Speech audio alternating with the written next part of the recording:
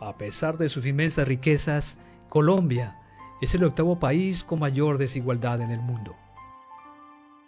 El 0,4% de la población es propietaria del 62% de la tierra. Esta desigualdad y los intereses por los recursos naturales del país ha ocasionado un periodo de violencia que hasta el momento ha dejado más de 5 millones de desplazados internos.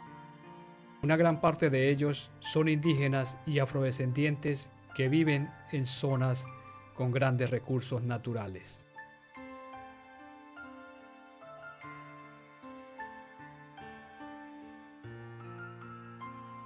Durante la primavera tuvieron lugar una serie de actividades en Suecia, con el fin de discutir el impacto que la explotación de recursos naturales tiene sobre el conflicto y el desplazamiento en Colombia.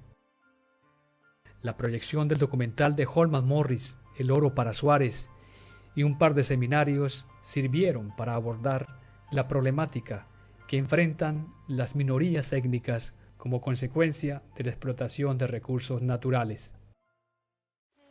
Sin ninguna compasión. Usted que nadie la manda.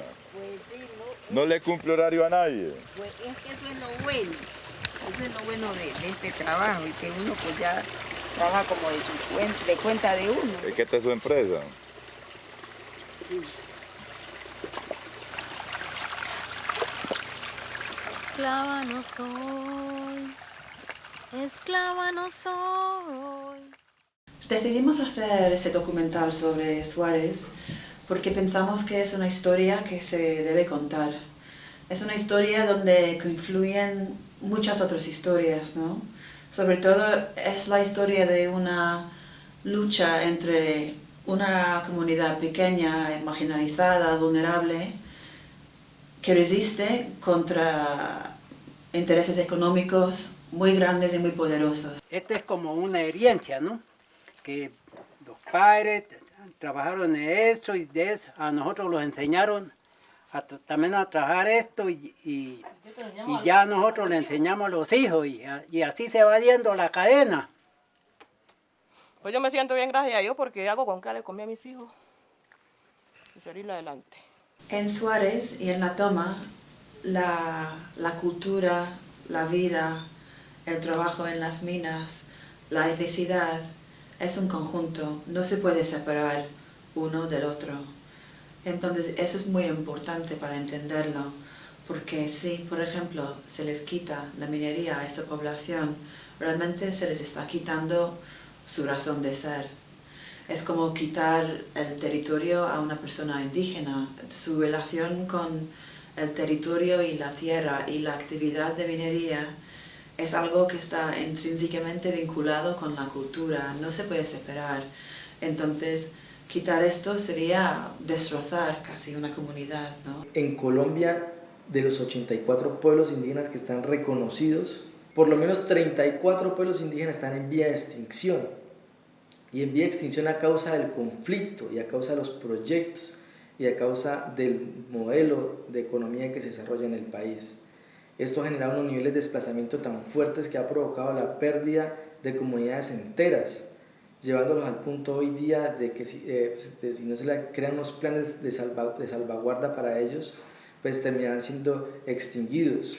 Su posición geográfica estratégica y una inmensa variedad de recursos naturales, entre ellos oro, carbón, hierro, cobre y petróleo, hacen de Colombia un país muy interesante para las empresas multinacionales que en las últimas décadas han afianzado sus actividades extractivas en el país. De acuerdo con los datos proporcionados por Ingeo Minas, los títulos mineros otorgados en Colombia incrementaron en un 1089,5% en el periodo 2000 a 2011. Entonces, entre 2000 y 2009, el gobierno otorgó 14 concesiones de minería a individuales y a transnacionales, en la misma zona donde la comunidad estaba asentada y trabajando en sus propias minas. Con la etapa del nuevo proyecto de minería en Colombia, viene la nueva etapa otra vez de la solicitud de títulos mineros, y es aquí donde se piden digamos, menos títulos mineros, pero se otorgan más. Por ejemplo, para el caso del Chocó, para ser concretos, en el departamento del Chocó, hacia finales del 2010, el catastro minero de Ingiominas presentaba la entrega de 150 títulos mineros y estaba en solicitud de títulos mineros el 62% del departamento del Chocó. Básicamente en la zona hay una alta militarización de todos los actores.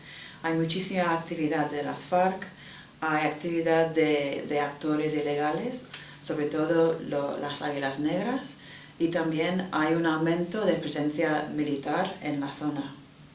Entonces a la vez que hay una expansión de multinacionales y de actividad minera de extranjeros e individuales fuera de la comunidad afrocolombiana, no es ninguna casualidad. La expansión militar va mano a mano a la expansión de la actividad minera.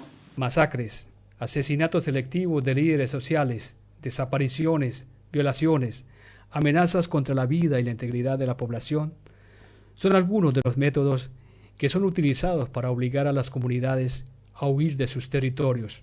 Borbandearon y la comunidad desplazaron para resguardo Murindó. La relación entre los grupos paramilitares y las empresas económicas, ya sea del modelo extractivo o el modelo productivo, que se han instalado en el Cauca, tienen en algunas partes gran responsabilidad de la situación. Por ejemplo, el caso de Suárez. Entre 2009 y 2010 hubo 3 intentos de desalojo. Esto por parte del Estado, porque claro, el Estado es el que puede realizar un desalojo.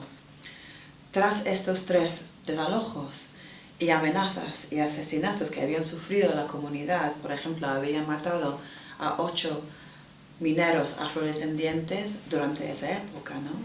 Y los líderes del Consejo Comunitario también habían recibido amenazas. Entonces la comunidad decidió llevar su caso a la Corte Constitucional.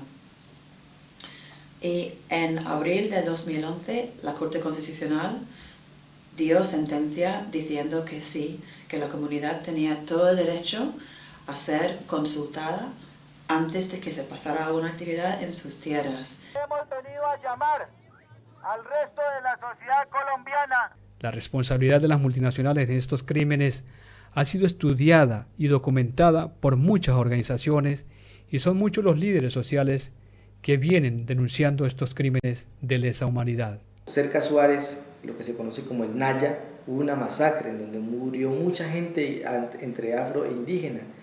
En ese territorio que luego dominó los paramilitares por muchos años, entre los municipios de Buenos Aires, Suárez y López de Micay, precisamente después de que se desmovilizan los grupos paramilitares, allí la multinacional Anglo Gold Ashanti, de capital inglés, pero que ya es una empresa sumamente transnacional, entró a pedir títulos mineros al gobierno para hacer los procesos de exploración y explotación de los recursos como el oro, la plata y el zinc.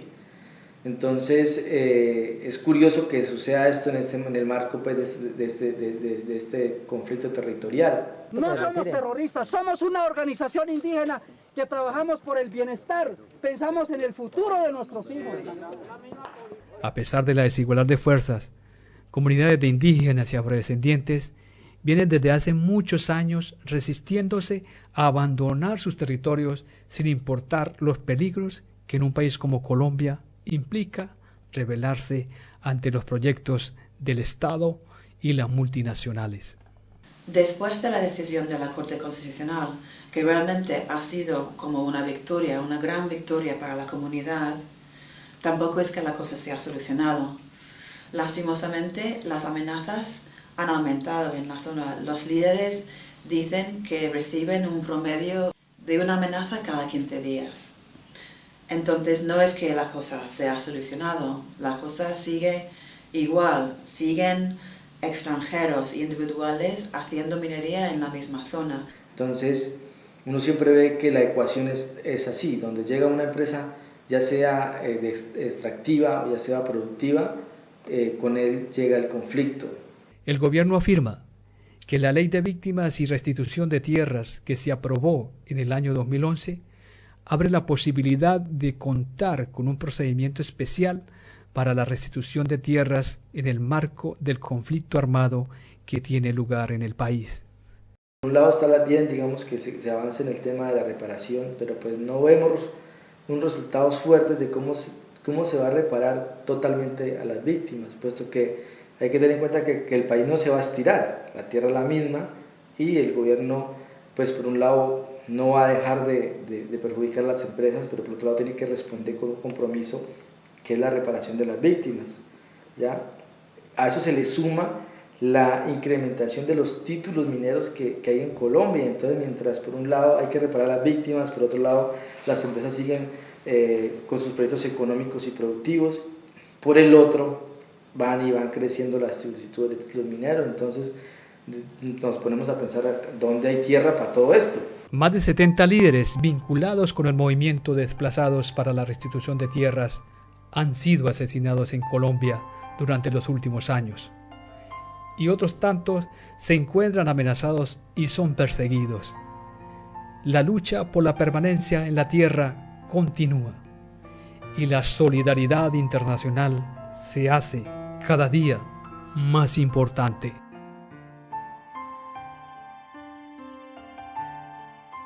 Insistimos en que el gobierno colombiano, el Estado colombiano, garantice los derechos individuales y colectivos de estas comunidades afrocolombianas.